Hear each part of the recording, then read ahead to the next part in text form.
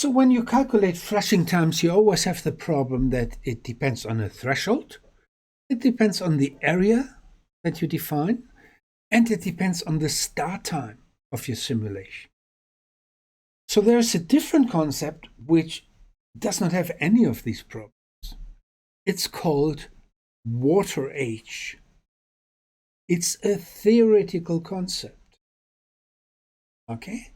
So what you assume is that you start with an age of 0 everywhere in your bay. And here's a little sketch of a bay. So you have sort of water parcels. They all have the age of 0, and then you start your simulation. And the parcels that you have, they start to age, they get older. Okay? However, all water parcels that are moved into your bay are essentially newborn. They always start with a 0 age, and as new water comes in, there's old water moving out. So over time, there establishes an equilibrium. And this is shown on this little time sketch here.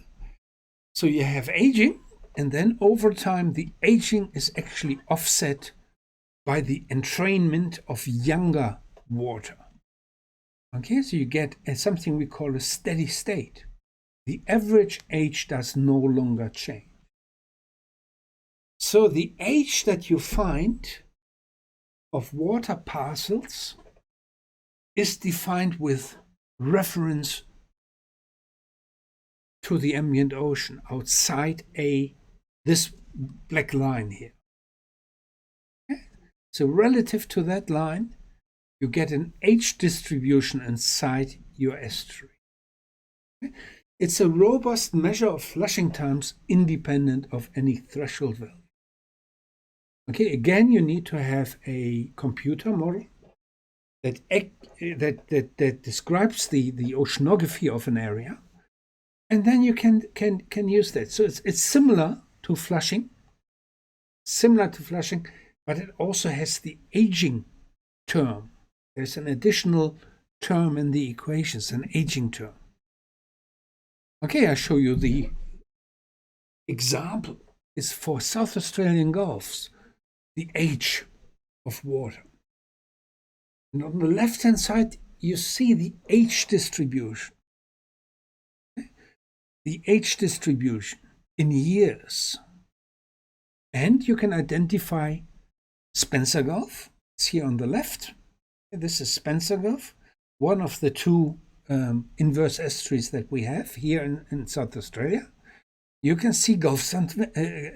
Vincent Gulf here on the eastern bit, and Kangaroo Island is Lisbon. And you get the distributions, and you see that the upper reaches of Spencer Gulf have an age exceeding 1 year, up to 2 years. Yeah, 2 years. Very old water in that area relative to the seawater that you find on the adjacent shelf. Okay, you can identify that new younger water is coming in on the left side, and you can see that because it's younger, it's less old water. The age is only half a year. Okay, half a year old, this water, or less than half a year. Okay, and the old water that flows out, okay, has ages exceeding 1.5 years, and then it mixes with the younger water and gets a little bit, the age decreases as you go. And this distribution resembles the salinity distribution that you observe. Here's a map of the salinity distribution, which illustrates an outflow of hypersaline water from Spencer Gulf. These are salinity contours, and this water comes from the northern parts of the Gulf. Okay? And it moves out in near bottom layers. Okay? And this is the same structure. So salinity essentially in Spencer Gulf and in Gulf St. Vincent is a measure of the water age. The more saline, the older the water is in this system. That's fascinating, isn't it?